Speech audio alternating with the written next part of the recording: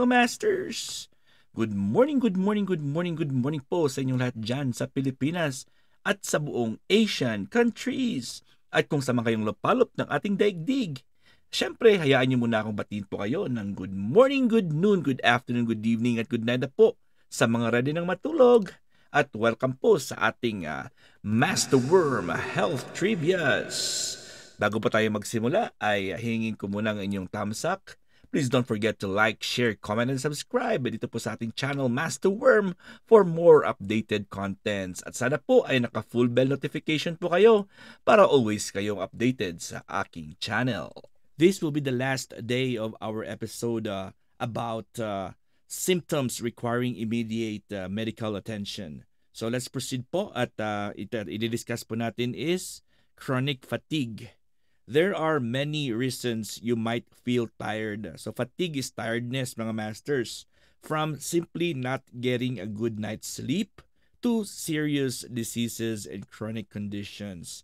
So marami pong reasons kung bakit po tayo ay napapagod. Sometimes hindi lang tayo nakatulog ng mabuti kagabi or meron tayo talagang conditions na nakakapag-consume ng ating energy at syempre ng mga necessary nutrients ng ating katawan kaya po palagi po tayong pagod.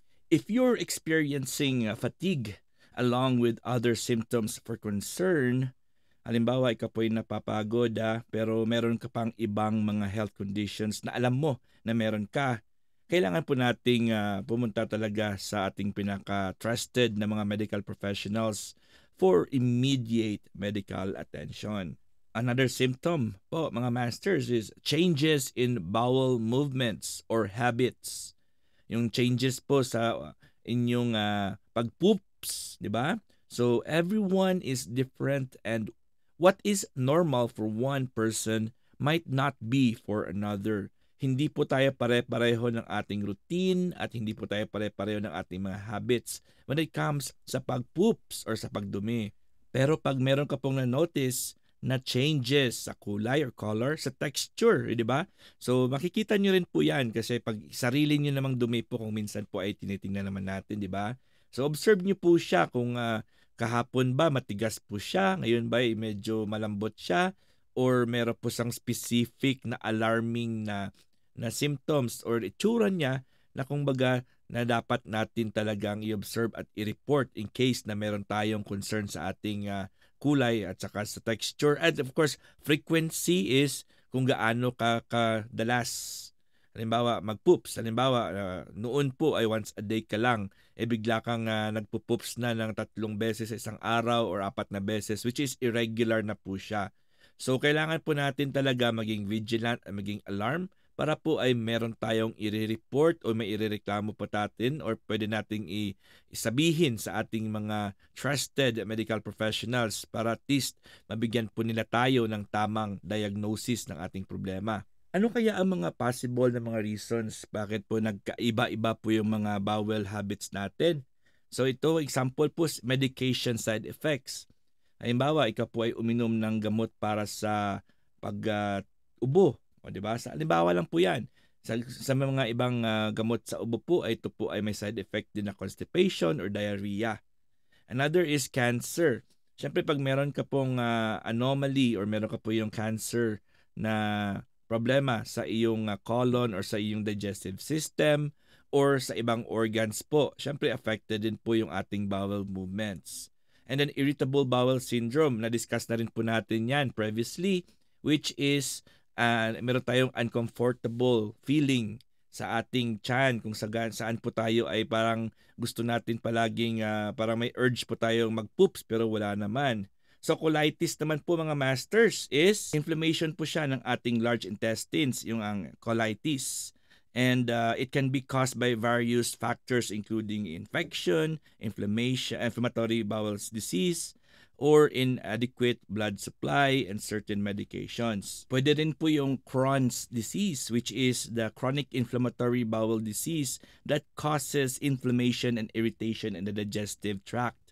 So it can affect any part, lahat na kahit anong bahagi po ng ating gastrointestinal tract or yung ating GI tract. from the mouth to the anus. So yun po yung Crohn's disease po, wide range po, basta sakop niya po ang ating buong digestive system. So but most commonly affects the small intestines and the beginning of the large intestines. Yun yung common niya na naapektuhan po. So symptoms vary from common ones including abdominal pain, diarrhea, weight loss, and rectal bleeding. While there's no cure, wala pong cure sabi po ng mga Western medicine, and meron po tayong treatments that can help manage symptoms and allow for good quality of life. Pero yun po sabi nila, wala pong treatment. But sa Oriental medicine po ay marami po kaming mga mode of options na pwede nating makonsider para ito po ay ma-heal naturally. At syempre marami pang ibang mga factors na hindi po natin madidiscuss at masishare ngayong araw nito kasi mandami po niyan. So be sure na kausapin niyo po yung inyong mga doktor o inyong mga medical professional pag meron kayong nakita ang changes sa inyong stool o sa inyong dumi. Another symptom requiring immediate medical attention is weakness, numbness, tingling, and or facial droop.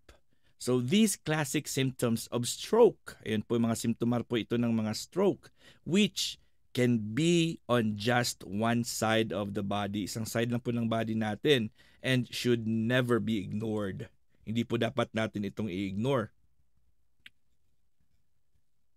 When it comes to stroke, mga masters, time is brain. Importante talaga yung oras and immediate medical attention is required. Dahil po konting segundo lang po yung iyong mawawala dito or masasayang, ay malaki na pong pinsala ang pwedeng mangyari sa katawan natin. And worst comes to worst is it can cause fatality or death.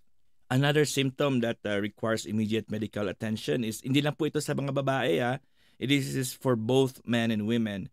So changes to the breast or nipples. Changes in the breast or nipples such as lumps or feeling of firmness. Ayan po, meron kayong mafe-feel po dyan na parang bukol at meron kayong nafe-feel dyan na parang matigas. Ayun. So should always be brought to the attention of your doctor as soon as possible. This is for both men and women po. Hindi lang po sa babae ito. And of course, take note nyo po, tingnan nyo pong inyong mga breast. Kung meron mga presence of dimples, yung parang indention, yung parang maliit na, parang yung parang parang maliit na butas. Kasi sa maliit yan nag-uumpisa eh. At redness, kunting discoloration po na around the area sa yung breast. And of course, appears scaly, yung parang isda, yung ng isda, skin ng isda. And ayun po, makati po siya or itchy. So contact your doctor as this could be a sign of breast cancer.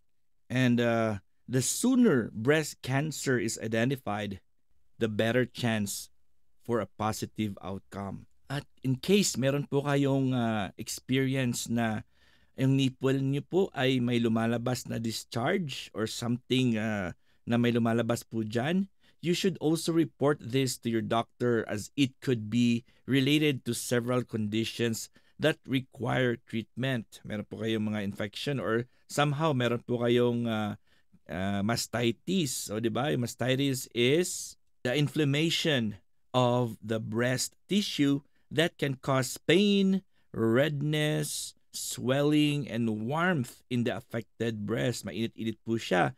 It's often but not always associated with infected and is most with infection. Hindi po siya, not necessarily infection po ito. And is most common in breastfeeding women. Sa mga breastfeeding po. Lalo na yung mga bagong papanganak lang at they're still beginning to feel the essence of motherhood na hindi pa sila nagpa-breastfeed or on the process na po sila ng breastfeeding ng pagpa-breastfeed sa mga anak nila. Of course, while mastitis can be an uncomfortable and usually treatable and doesn't prevent breastfeeding, hindi naman po necessarily na mag-prevent talaga ng breastfeeding. Pwede pa rin mag-continue kasi pag nag-continue, kung minsan yan ang nakaka-relieve ng mastitis or inflammation of the breast tissues. At syempre, cancer is also one that we can consider na cause nito, and marami pang mga other options or other problems na pwedeng mag-relate dito po sa discharges na nakikita na lumalabas po sa inyong mga nipples. Lastly, sa ating mga symptoms requiring immediate medical attention is suicidal thoughts or feelings of worthlessness. So depression is a common mental health condition that can be treated. Pwede po at pwede po siyang matreat.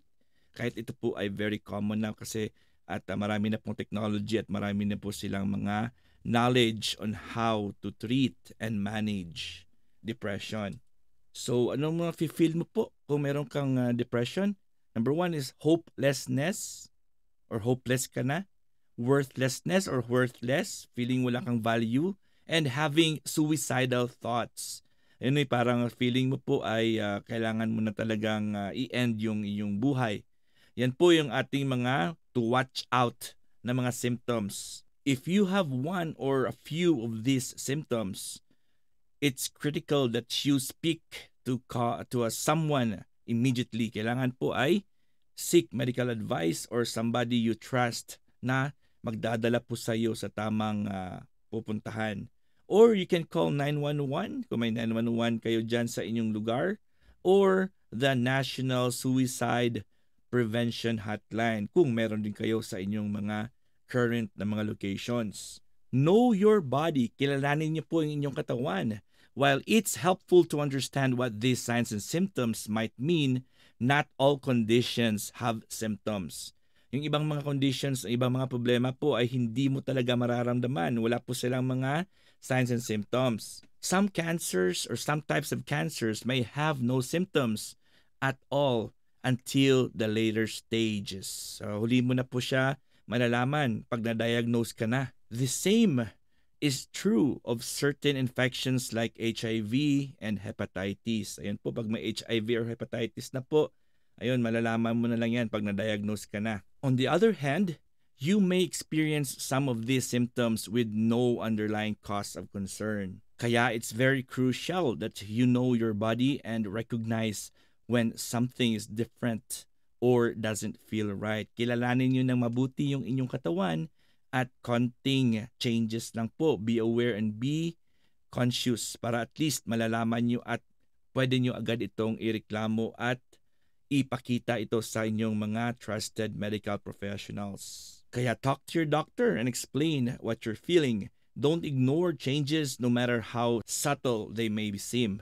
So, ibig sabihin ng subtle po mga masters is especially of a change or distinction so delicate or precise as to be difficult to analyze or describe. So, mahihirapan ka pong i-describe po ito. Yun ang subtle na ibig sabihin yan. Your body is telling you something is wrong. And makinig po kayo. Pakinggan niyo po. Listen to it. Alright mga masters, hanggang dito lang po tayo at tumapas tayo ng 13 minutes at maraming salamat po at ini-invite ko po kayo mamaya. 1:00 ng hapon, meron na naman tayong premiere marathon sa Bahay Kulitan at syempre maraming salamat. Na-late na naman ako ng konti dahil po tayo pero yun na sa work at meron pa akong kailangan i-edit.